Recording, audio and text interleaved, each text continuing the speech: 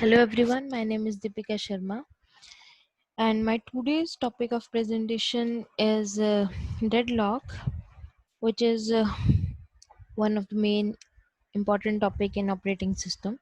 So first of all, deadlock. A deadlock happens in operating system when two or more processes need some resource to complete their execution that is held by the other process. Like a process in operating system uses different resources and uses resources in following ways. First is request the resource, second use the resource, and second next is release the resource. A deadlock is a situation where a set of processes are blocked because each process is holding a resource and waiting for another resource acquired by some other process. We can consider an example when two trains are coming towards each other on same track and there is only one track.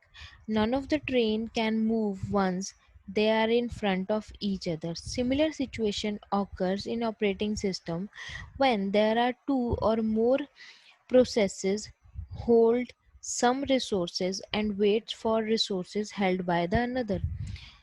And in this diagram, the process 1 has resource 1 and needs to acquire resource 2. Similarly, process 2 has resource 2 and needs to acquire resource 1.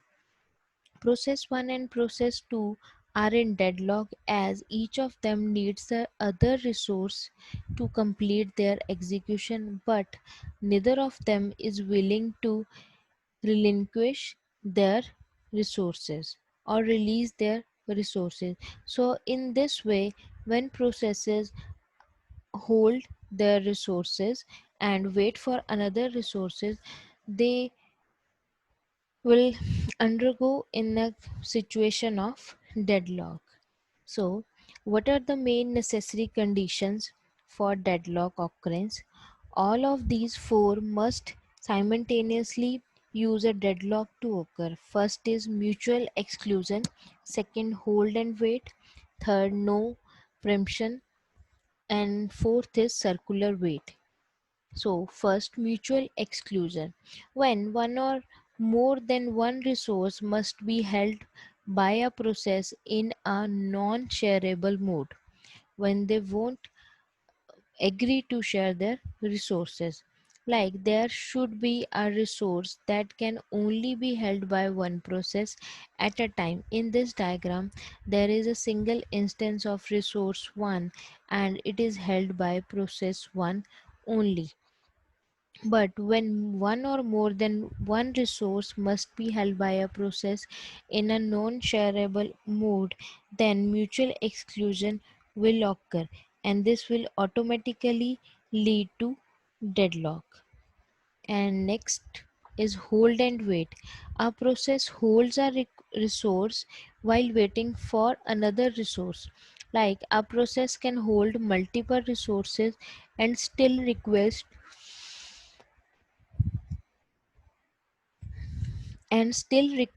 more resources from other processes which are holding them.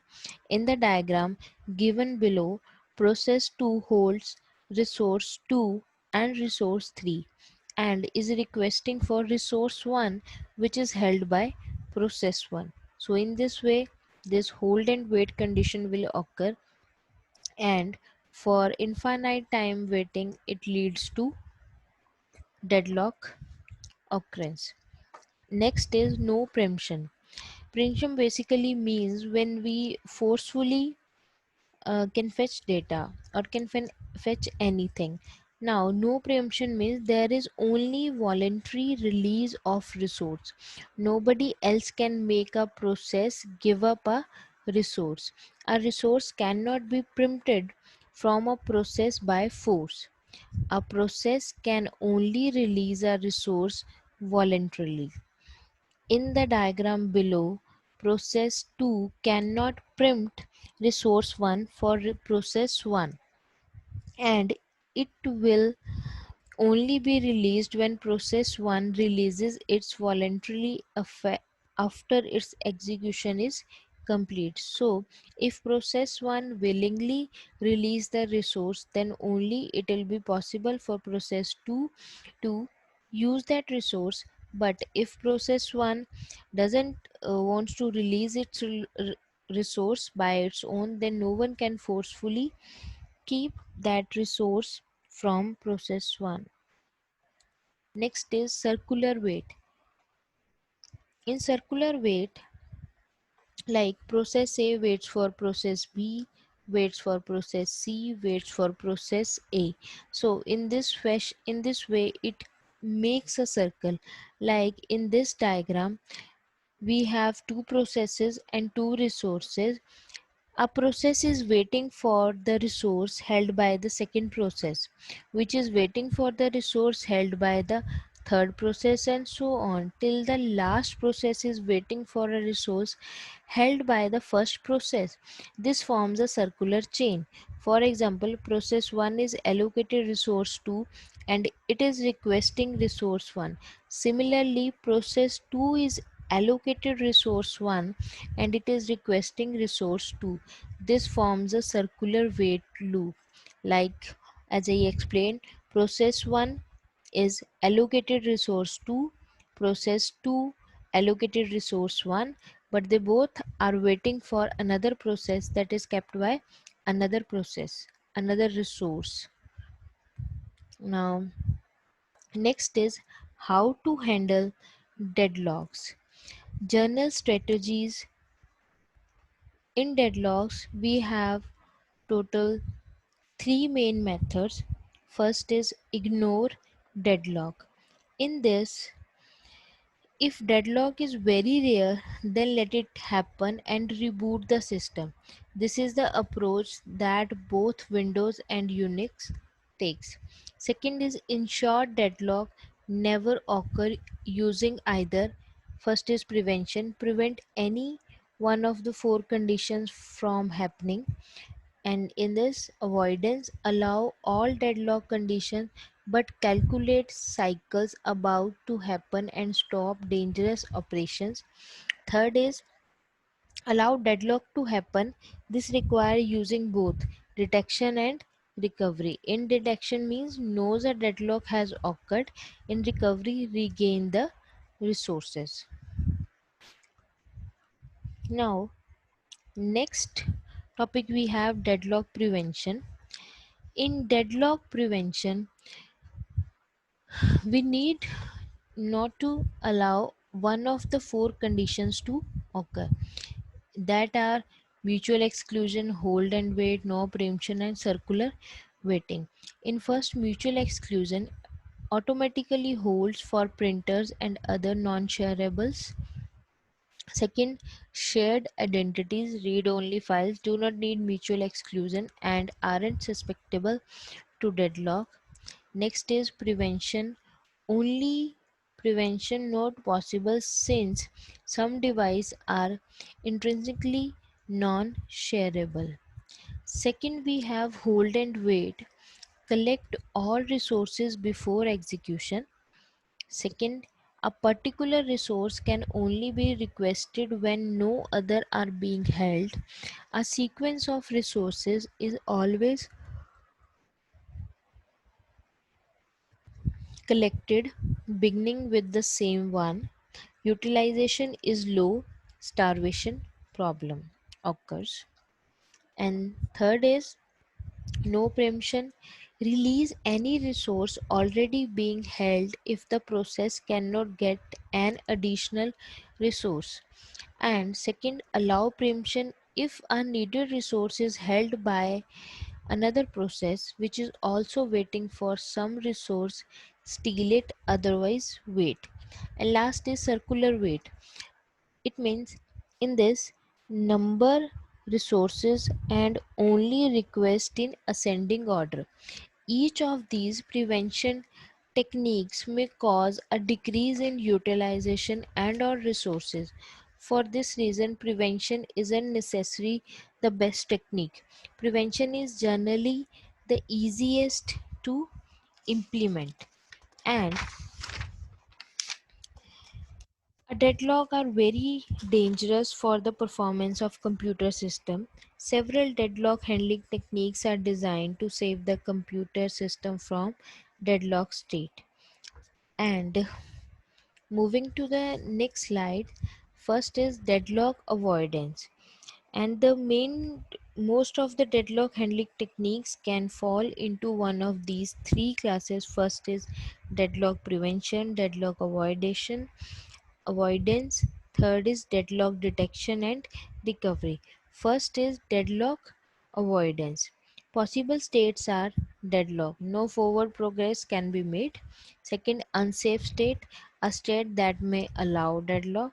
Safe state, a safe state is safe if a sequence of processes exists such that there are enough resources for the first to finish, and as each finishes and releases its resource, there are enough for the next to finish.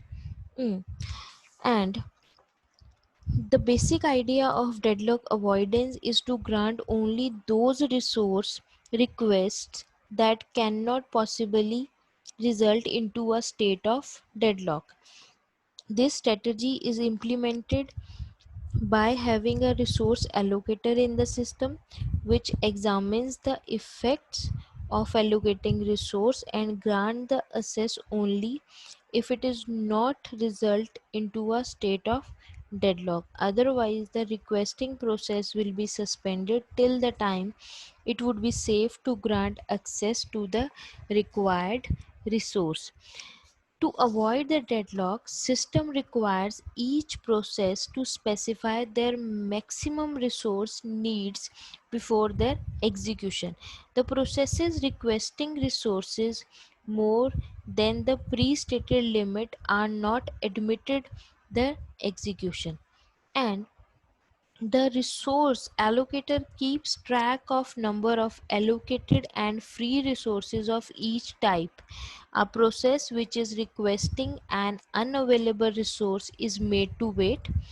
When the resource is available, the resource allocator analyzes that granting the access would result into a state of deadlock or not.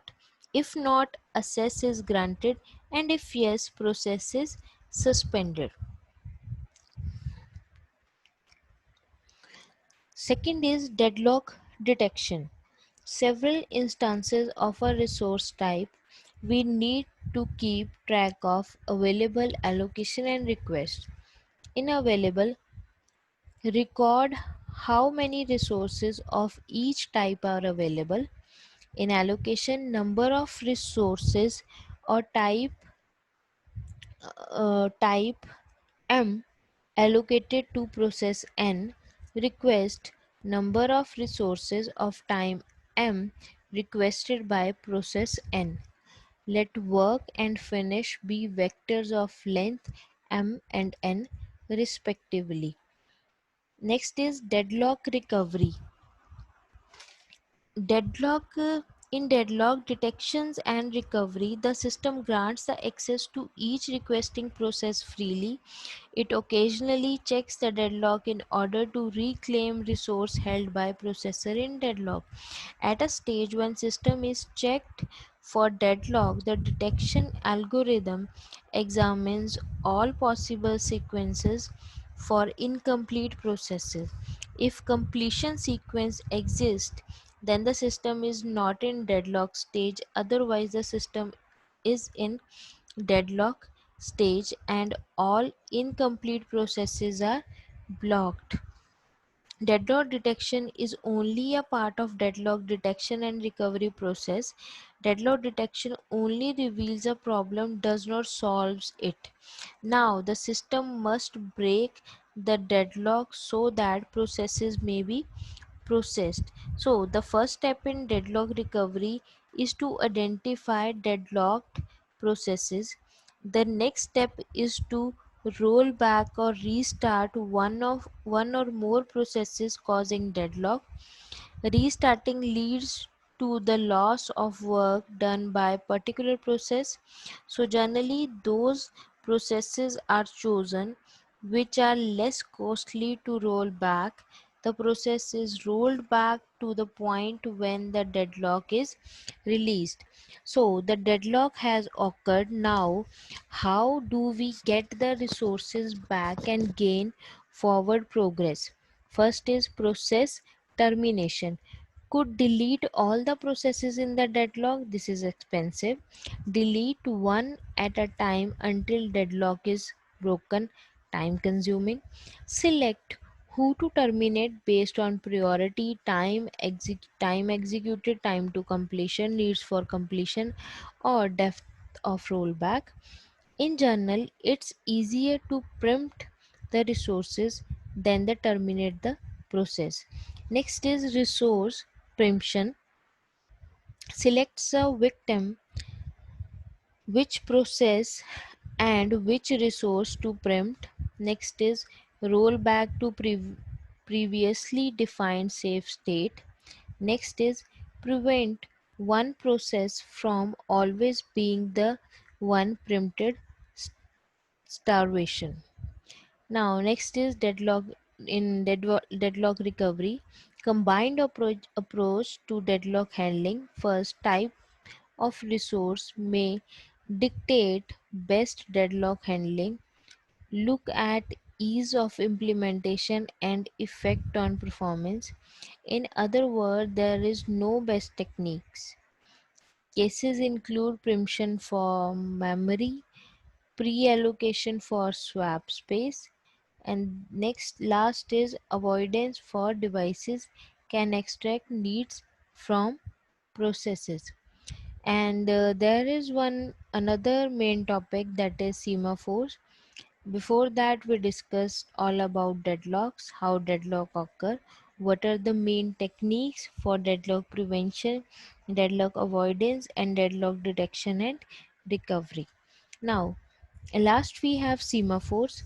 A semaphores is a special type of variables which can be assessed and manipulated by means of two primitive operations, that are signal and wait. It is created to guard a specific resource from concurrency related timing error. This is done by allowing only one process to access the resource at a time. In wait variable, wait operation decrements the value of semaphore variable as soon as it becomes non-negative.